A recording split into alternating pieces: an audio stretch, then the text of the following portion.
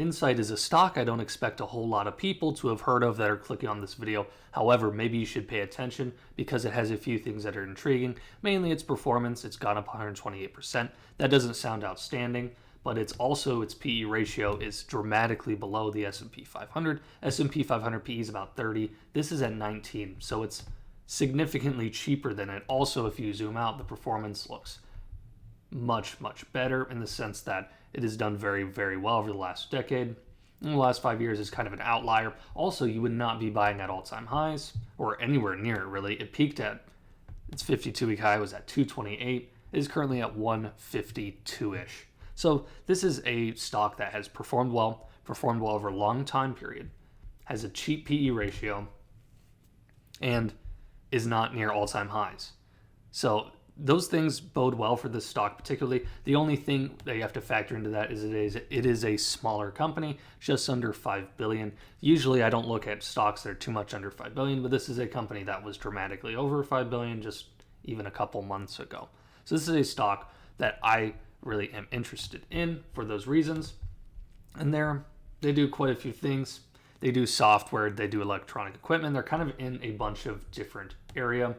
You can read this if you're interested in that specifically or do some more research on the video. I don't have too much time to cover it in this video specifically, but they do tech adjacent stuff that kind of are all over the place, but they're in the realm of data center stuff as well, which is what I'm intrigued in.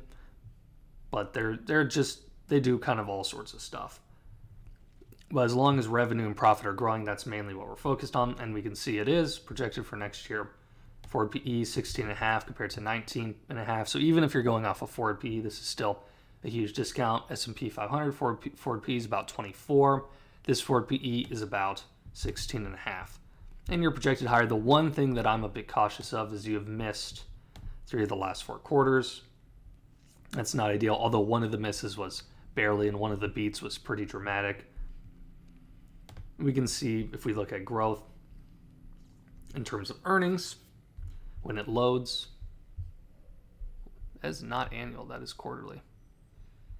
Schwab's having issues here. Well, I guess now that I went to quarterly, it's showing annual, but it doesn't really matter. Earnings per share has increased pretty well, 28%, 6.4%, and then this year has been not as impressive. Revenue is also kind of going sideways a bit, but you're projected better for next year too, and that explains part of the reason why this is cheaper. So basically, you're counting on this company getting back to the performance that it was on. You're also counting on, hey, if this thing runs sideways for a while, it's not going to just crater because you're already at fairly cheap price. It's already priced in that this company, okay, it might not do super great, but if we can continue to grow at rates we were, or even what we're projected for next year, the stock should do well. Or very good even, because if we start growing like a normal tech company, we should be somewhere in that 25 PE range, excluding the growth that's going to happen naturally in this company. There's no perfect stock. You're never going to find a stock that has super low PE, super great earnings expected, super great, huge size, just everything all at once. But basically you have everything here except for, okay, over the last 2 or 3 years, it really hasn't grown its revenue a whole lot, even though it's grown profitability pretty significantly. We can see over the last year and a half-ish, this is roughly, we're on the lower end of the range of PE, at least certainly with forward PE.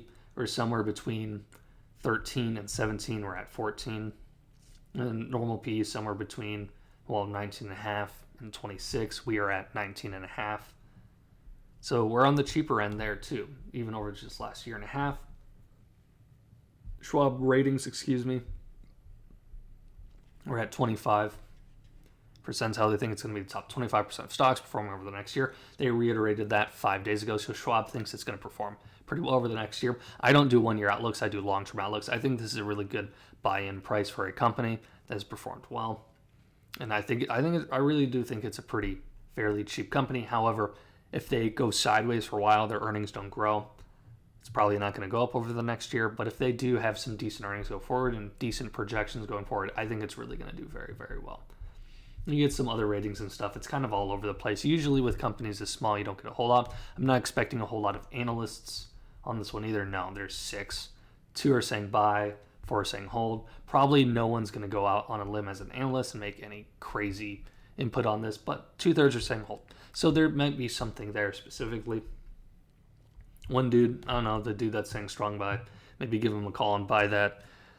Insider trading, that's a joke, but yeah, I think Insight, I think it should do well. It's definitely something to keep an eye on.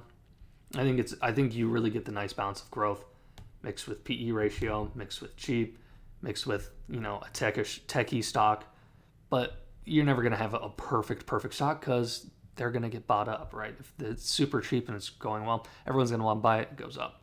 So just with this one, you don't have crazy revenue or profit over the last couple years, and that's probably expected. If you enjoyed this video, I appreciate if you left a like or subscribe. I do daily stock content on this channel. I appreciate you all for watching.